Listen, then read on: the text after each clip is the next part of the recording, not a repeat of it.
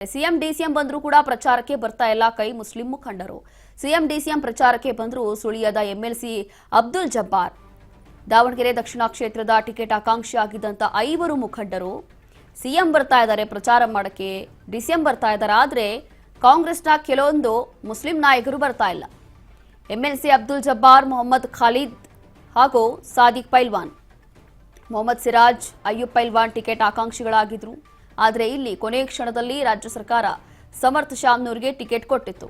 ಹಾಗಾಗಿ ಈಗ ಮುನಿಸಿಕೊಂಡಿರುವಂತಹ ಕಾಂಗ್ರೆಸ್ ನಾಯಕರು ಪ್ರಚಾರ ಮಾಡಲಿಕ್ಕೂ ಕೂಡ ಮುಂದಾಗ್ತಾ ಇಲ್ಲ. ಟಿಕೆಟ್ ಕೈ ತಪ್ಪಿದ ಹಿನ್ನೆಲೆ ಅಂತರವನ್ನ ಕಾಯ್ದುಕೊಂಡಿರುವಂತಹ ಜಬ್ಬಾರ್, ಸಿರಾಜ್ ಸಿಎಂ ಸಿದ್ದರಾಮಯ್ಯ ಆತ್ಮೀಯ ಬಳಗದಲ್ಲಿ ಗುರುತಿಸಿಕೊಂಡಿದ್ರು ಜಬ್ಬಾರ್ ಕೂಡ. ಆದರೆ ಇಲ್ಲಿ ಪ್ರಚಾರಕ್ಕೆ ಅವರೇ ಬರ್ತಾ ಇಲ್ಲ. ಕಾರಣ ಏನು ಅಂತಂದ್ರೆ ಇಲ್ಲಿ ಮುಸ್ಲಿಂ ಸಮುದಾಯದ ನಾಯಕರಿಗೂ ಕೂಡ ಈ ಬಾರಿ ಟಿಕೆಟ್ ಕೊಡ್ತಾರೆ ಅನ್ನುವಂಥದ್ದಿತ್ತು. ಆದರೆ ಆ ರೀತಿ ಏನೂ ಆಗಿಲ್ಲ. ಕೊನೆ ಕ್ಷಣದಲ್ಲಿ ಶಾಮ್ನೂರ್ ಅವರ ಮೊಮ್ಮಗನಿಗೆ ಇಲ್ಲಿ ಟಿಕೆಟ್ ಕೊಟ್ಟಿದ್ದಾರೆ. ಹಾಗಾಗಿ ದಾವಣಗೆರೆಗೆ ಸಿಎಂ ಬಂದರೂ ಕೂಡ ಅಬ್ದುಲ್ ಜಬ್ಬಾರ್ ಕೂಡ ಹೋಗ್ತಾ ಇಲ್ಲ ಪ್ರಚಾರಕ್ಕೆ. ಸಚಿವ ಮಲ್ಲಿಕಾರ್ಜುನ್ ವಿರುದ್ಧ ಅಬ್ದುಲ್ ಜಬ್ಬಾರ್ ಅಸಮಾಧಾನ ಕೂಡ ಹೊರಹಾಕಿದ್ರು. ಅಂತಂದ್ರೆ ಇಷ್ಟೆಲ್ಲ ಆದ್ರೂ ಕೂಡ, ಇಷ್ಟೊಂದು ಬೇಡಿಕೆ ಇಟ್ಟಿದ್ರು, ಇಷ್ಟು ವರ್ಷ ಕಾಂಗ್ರೆಸ್ಗೋಸ್ಕರ ಕೆಲಸ ಮಾಡಿದ್ರು ಕೂಡ ದಾವಣಗೆರೆ ಕ್ಷೇತ್ರದಲ್ಲಿ ಮುಸ್ಲಿಂ ನಾಯಕರಿಗೆ ಇಲ್ಲಿ ಟಿಕೆಟ್ ಕೊಡಲಿಲ್ಲ. ಎಲ್ಲರೂ ಕೂಡ ಆಲ್ಮೋಸ್ಟ್ 7 ರಿಂದ 8 ಜನ ಇಲ್ಲಿ ಟಿಕೆಟ್ ಆಕಾಂಕ್ಷಿಗಳಾಗಿದ್ರು. ಸುಮಾರು 70 ರಿಂದ 80 ಸಾವಿರ ಮತಗಳು ಅವರಿಗೆ ಬೀಳುವಂತ ಸಾಧ್ಯತೆ ಇತ್ತು. ಹಾಗಾಗಿ ಕೊನೆ ಕ್ಷಣದಲ್ಲಿ ಸಮರ್ಥಿಗೆ ಕಾಂಗ್ರೆಸ್ ಸರ್ಕಾರ ಟಿಕೆಟ್ ಘೋಷಣೆ ಮಾಡಿತ್ತು.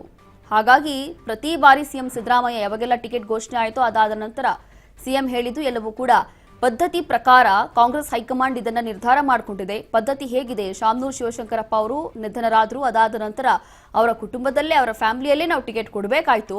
ಹಾಗಾಗಿ ಅವರಿಗೆ ಟಿಕೆಟ್ ಕೊಟ್ಟಿದ್ದೀವಿ ಅಷ್ಟೇ, ಅದನ್ನ ಹೊರತಾಗಿ ಯಾವುದೇ ತಾರತಮ್ಯ ನಾವು ಮಾಡ್ತಿಲ್ವಾ ಅಂತ ಹೇಳಿ ಸಿಎಂ ಕೂಡ ಹೇಳಿದ್ರು, ಡಿಸಿಎಂ ಕೂಡ ಇದನ್ನೇ ಹೇಳಿದ್ರು. ಆದರೆ ಇಲ್ಲಿ ಜಬೀರ್ ಅಹಮದ್ ಇರಲಿ ಅಥವಾ ಬೇರೆ ಬೇರೆ ಕಾಂಗ್ರೆಸ್ ನಾಯಕರು ಇದೇ ವಿಚಾರವಾಗಿ ಬಹಳಷ್ಟು ಆಕ್ರೋಶವನ್ನು ಹೊರಹಾಕ್ತಿದ್ದಾರೆ. ಹಾಗಾಗಿ ಇಲ್ಲಿ ಆಲ್ಮೋಸ್ಟ್ 70 ರಿಂದ 80 ಸಾವಿರ ಮುಸ್ಲಿಂ ಸಮುದಾಯದ ವೋಟ್ಗಳಿದೆ.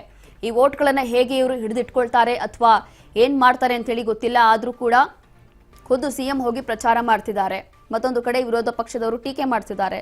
ಇನ್ನು ಯಾವ ಮಟ್ಟಕ್ಕೆ ಕಾಂಗ್ರೆಸ್ ಸರ್ಕಾರ ವೀಕ್ ಆಗ್ತಾ ಇದೆ ಅಂತಂದ್ರೆ, ಖುದ್ದು ನಮ್ಮ ರಾಜ್ಯದ ಸಿಎಂ ಹೋಗಿ ಬೈ ಎಲೆಕ್ಷನ್ಗೆ ಇಲ್ಲಿ ಚುನಾವಣೆ ವಿಚಾರವಾಗಿ ಪ್ರಚಾರ ಮಾಡ್ತಾರೆ ಅಂತಂದ್ರೆ ಇನ್ನು ಯಾವ ಮಟ್ಟಕ್ಕೆ ಇಲ್ಲಿ ರಾಜ್ಯ ಸರ್ಕಾರ ಹಾಳಾಗಿದೆ ಅಂತ ಹೇಳಿ ಇಲ್ಲಿ ವಿರೋಧ ಪಕ್ಷ ಕೂಡ ಟೀಕೆ ಮಾಡ್ತಾ ಇದೆ.